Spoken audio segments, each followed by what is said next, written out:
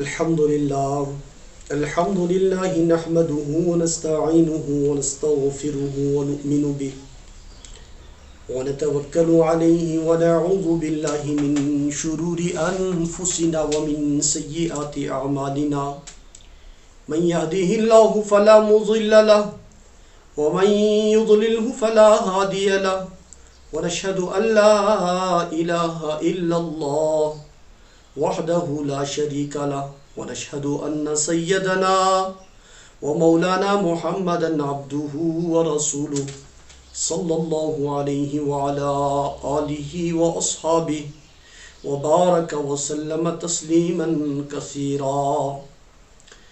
أعوذ بالله من الشيطان الرجيم. بسم الله الرحمن الرحيم. لن ينال الله لحومها ولا دماؤها ولكن يناله التقوى منكم. وقال تعالى: إنا أعطيناك الكوثر فصل لربك وانحر إن شانئك هو الأبتر. صدق الله العظيم. وقال النبي صلى الله تعالى عليه وسلم: يا فاطمة احضري ذبيحتك، أو قال: يا فاطمة احضري أضحيتك، أو كما قال عليه الصلاة والسلام. محترم معزز سامعین، قربانی کے ایام قریب ہیں اور قربانی اللہ تبارک و تعالی کی طرف سے ایک ایسا فریضہ بندوں پر عائد ہے جو نہایت ہی برگزیدہ اور نہایت ہی قابل احترام عمل ہے. یہ عمل سیدنا حضرت ابراہیم علی نبینا علیہ الصلاۃ والسلام کی یادگار بھی ہے اور نبی اکرم صلی اللہ علیہ وسلم کی مستقل سنت. قربانی کے احکام کے بارے میں مختلف مواقع پر علماء کرام کے بیانات آتے ہیں اور آنے چاہیے. قرآن شریف خود کہتا ہے: فَاسْأَلُوا أَهْلَ الذِّكْرِ إِن كُنتُمْ لَا تَعْلَمُونَ، کہ اگر تم ناواقف ہو مسائل کے بارے میں، اگر تمہیں احکام کے بارے میں علم نہیں ہے تو اہل علم سے رجوع کر لو، اہل علم سے اپنے مسائل کو پوچھ لو تاکہ تمہارا کوئی بھی عمل خلاف شریعت نہ ہو، تمہارا کوئی بھی عمل رائے گاہ نہ جائے. اس لحاظ سے قربانی اور قربانی کی طرح دیگر جتنی بھی عبادات ہیں ان کا یہ پہلا حکم ہم پر عائد ہوتا ہے. ہم ان کے مسائل کو، ان کے احکام کو نہایت گہرائی اور گہرائی کے ساتھ معلوم کریں اور پھر ان کے مطابق عمل کریں تاکہ ہمارا ہر عمل سنت کے مطابق ہو، اللہ تبارک و تعالیٰ کی رضا جوئی کے لیے ہو اور آخرت میں اس عمل پر صحیح نتیجہ اللہ تبارک و تعالیٰ کی بارگاہ میں ہمارے لیے مقدر بن جائے. تو ان ایام میں، قربانی کے ایام میں، اللہ تبارک و تعالیٰ کے یہاں قربانی سے بڑھ کر کسی دوسرے عمل کو اتنی قبولیت اور اتنی فوقیت حاصل نہیں ہے.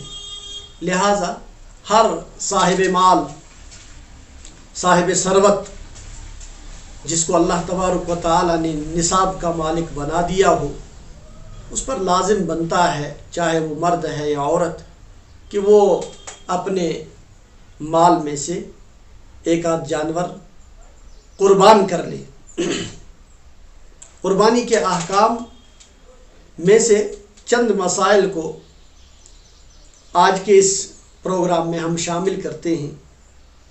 پہلا مسئلہ قربانی کے جانور کے بارے میں ہے کہ اگر یہ جانور مادہ ہے، مثلا اونٹنی ہے یا گائے ہے، بھینس ہے یا بکری ہے، تو اس کو اگر انسان نے قربانی کی نیت سے خرید لیا یا اپنے مال میں سے اس کو متعین کر دیا کہ اس کو میں قربان کروں گا، تو پھر ایام قربانی سے پہلے جتنے دن یہ اس گائے کو یا اس جانور کو اس نیت سے رکھ رہا ہے، تو ان ایام میں اگر اس جانور کا دودھ ہے، اس کے تھنوں میں دودھ ہے، تو یہ دودھ اس کا حکم کیا ہے؟ مستحب یہ ہے کہ اس دودھ کو نہ دھویا جائے، اس سے دودھ نہ لیا جائے۔ البتہ اگر یہ دودھ اس جانور کے لیے باعث تکلیف بن رہا ہے تو پھر مجبوراً اگر یہ دودھ نکالنا پڑا تو اس دودھ کو صدقہ کر دے، کسی غریب کو، کسی مفلوک الحال آدمی کو دے دیا جائے جو اس کو اپنے استعمال میں لائے گا۔ دوسرا مسئلہ قربانی کے گوشت کے بارے میں ہے کہ جب یہ قربانی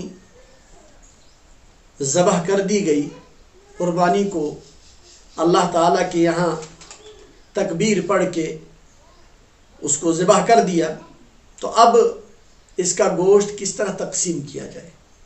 یہاں دو مسئلے ملحوظ نظر رکھنے چاہیے۔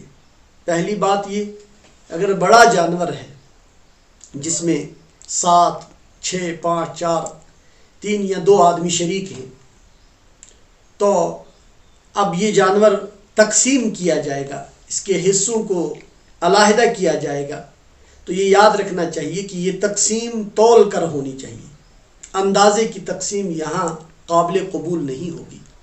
لہٰذا جب گوشت اس کا تقسیم کیا جائے گا 7 حصوں میں، تو یہ اندازہ رکھا جائے کہ یہ جانور کا گوشت پورا تقسیم کیا جائے۔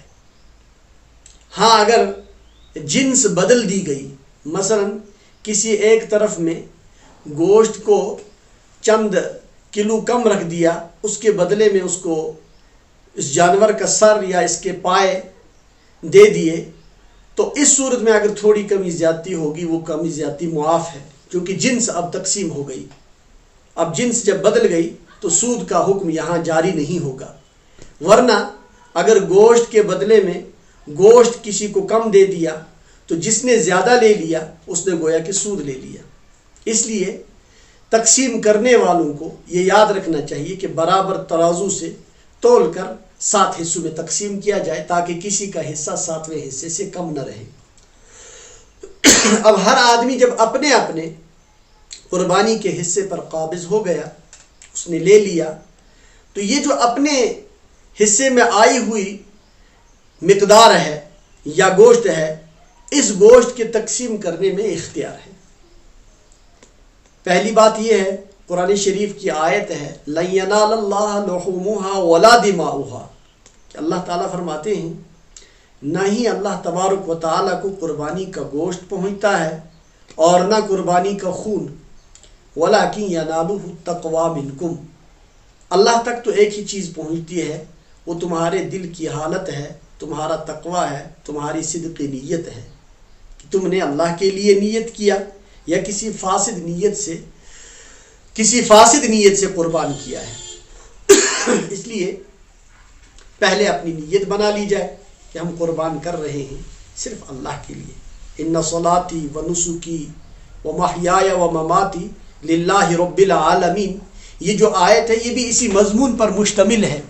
بندہ عہد کرتا ہے کہ میری نماز، میری قربانی، میرا زندہ رہنا، میرا مرنا للہ رب العالمین، اللہ ہی کے لیے ہے جو اللہ تمام جہانوں کا عالم، تمام جہانوں کا پروردگار ہے۔ اس لیے ہمیں پہلے اپنی نیت درست کر لینی چاہیے۔ اب جب ہم اپنے گوشت پر قابض ہو گئے تو ہر شخص اس گوشت کی تقسیم کرنے میں مختار ہے، شریعت نے اس کو اختیار دیا ہے۔